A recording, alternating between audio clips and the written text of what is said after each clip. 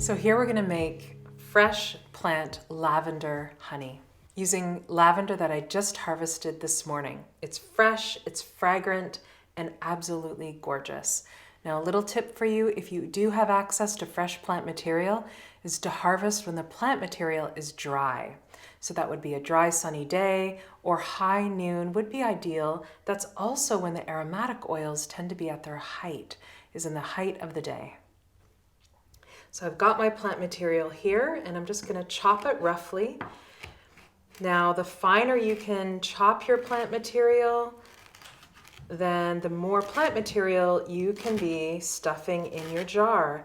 And like vinegars, using the folk method is totally appropriate. So we're just going to chop our plant material, and we're focusing on the flowers, which are aromatic and have most of the medicine concentrated. But what I'm also going to do is take some of the stems, and if you can see here, there are some leaves, just two, usually about 2 leaves on the lavender stem. And just with my fingers, I'm just going to pull them right off and set the stem aside.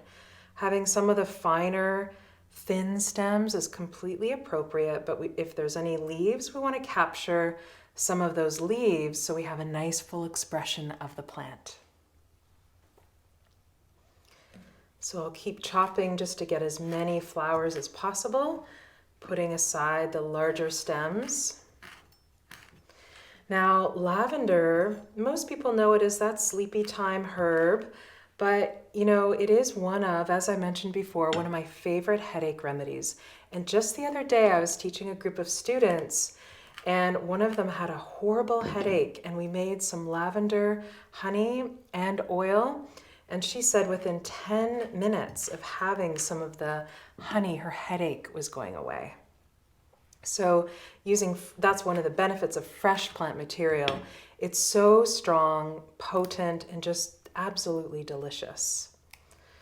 So chopping or just grabbing with your hands to get it into small parts. And then when we have what looks like enough to fill our jar half or even 3/4 of the way full, we'll set aside the rest. So let's see what this yields. And once again, we're packing the jar lightly. We're not going to stuff it. We're just going to pack it lightly because we want to make sure that all the plant material is covered by the honey.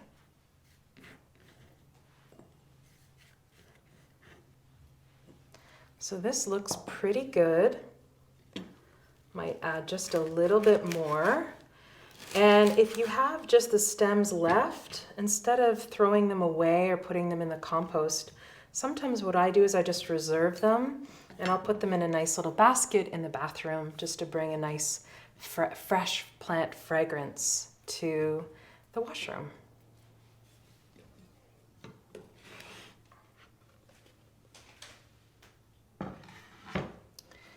All right, next what I'm going to do is just pour honey over top our jar of plant material. And you'll notice that the honey might just sit on top of your plant material, which is just fine. All you do then is give it a moment to begin to settle and use my favorite instrument for medicine making, which is a chopstick. And we're just going to poke, just like we've done before, to make sure that the honey is coating as much of the plant material as possible. We want to make sure every particle, if possible, is covered.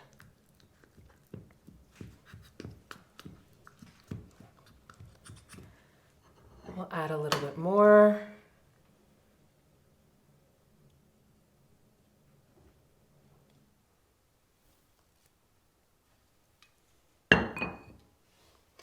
And poke a little bit more. Now, I'm going to be showing you both the hot and the cold method. And with fresh plant material, I prefer the cold method extraction, which is otherwise called the watch and wait. And all that is once we've poured the honey on top of the plant material and we're sure it's all been coated nicely, we cap it up and set it aside for a set amount of time.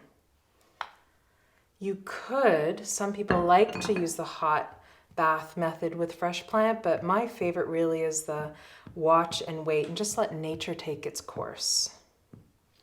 And I'll show you what I mean in just a moment.